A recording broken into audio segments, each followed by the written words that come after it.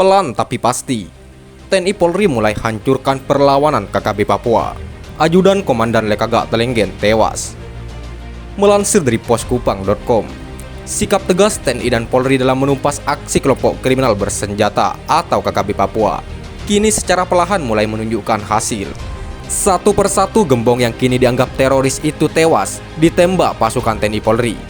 Situasi di beberapa lokasi yang kerap menjadi sasaran teror KKB Papua pun berangsur aman.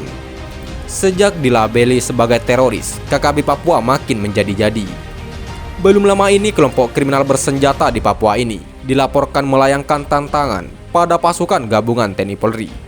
Label teroris yang kini melekat membuatkan KKB Papua justru seakan semakin nekat.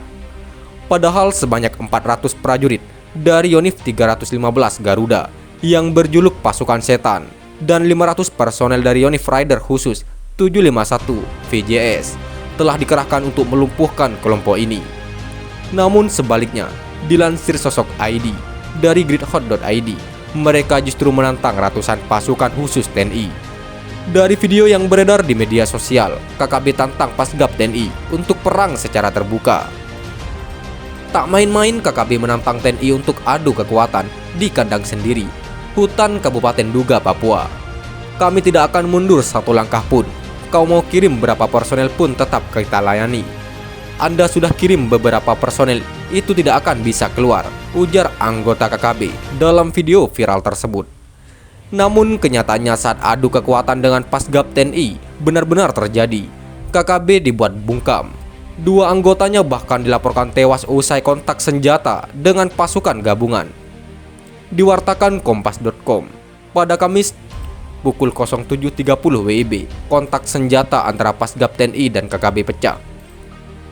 Kontak senjata dilaporkan terjadi di Kampung Woloni, Distrik Ilaga, Kabupaten Puncak, Papua. Dilaporkan Pasgab TNI yang terlibat baku tembak dengan KKB berasal dari Kopassus, Komando Strategis Angkatan Darat atau Kostrad, dan Batalion Infanteri Yonif 500 Air. Pasukan yang kontak tembak adalah gabungan TNI Kopassus, Kostrad, dan Yonif 500 Air, tulis Pangdam ke-17 Cendrawasih, Mayor Jenderal Maijen Ignatius Yogo Triyono. Sementara itu, KKB yang terlibat baku tembak dengan Pasgab TNI adalah kelompok separatis yang dipimpin oleh Lekaga Telenggen. Dari aksi baku tembak dengan Pasgab TNI tersebut, dua anggota KKB dilaporkan tewas. Salah satunya diduga adalah Lesmin Walker, Komandan Pasukan Angin KKB pimpinan Lekaga Telenggen. Melansir pemberitaan gridhot.id, namun saat evakuasi hanya ada jasad ajudan pribadi Lesmin Walker, Wendis Enimbo, yang ditemukan. Diduga saat terjadi baku tembak, tubuh Lesmin Walker sudah lebih dulu dibawa kabur anggota KKB lainnya ke tempat persembunyian. Kasatgas Humas Operasi Nemangkawi, Kombes M. Iqbal Al-Kudusi mengatakan, Lesmin Walker adalah salah satu penembak Baratu Anumerta Ikomang Wiranata yang gugur beberapa waktu lalu. Dari keterangan saksi yang dilakukan wawancara bahwa benar yang bersangkutan adalah ajudan teroris Lesmin Walker bernama Wendis Enimbo yang selalu bersama KKB Lesmin Walker, ujar Kombes M. Iqbal Al-Kudusi. Pentolan KKB Papua bikin keributan di tapal batas. Nekat lawan petugas walau sendirian. Melansir dari poskupang.com, seorang pentolan kelompok kriminal bersenjata di Papua akhirnya ditangkap tim gabungan TNI Polri saat hendak menyeberang ke Papua Nugini untuk menghadiri acara yang digelar Beni Wenda. Selama ini sosok bernama Yusak Pagage merupakan anggota aktif KKB Papua. Tugas utama yang diemban pria ini adalah melakukan propaganda melalui media sosial. Yusak Pagage merupakan bekas tahanan politik. Ia sudah diamankan Satgas Pamtas RI PNG Yonif 132 BS di Jalan Poros Skou Mabo, perbatasan RI Papua Nugini. Yusak Pagage ditangkap saat hendak melintas ke Papua Nugini melalui PLBN Skou, Distrik Muara Tami, Kota Jayapura. Yusak dikenal sebagai anggota Organisasi Papua Merdeka atau OPM. Selama ini ia diduga melancarkan berbagai propaganda melalui media sosial. Menyusuri keberadaannya, akhirnya terungkap bahwa Yusak Pagage adalah bekas tahanan politik. Saat ditangkap, ia hendak berangkat ke negara Papua Nugini untuk keperluan tertentu.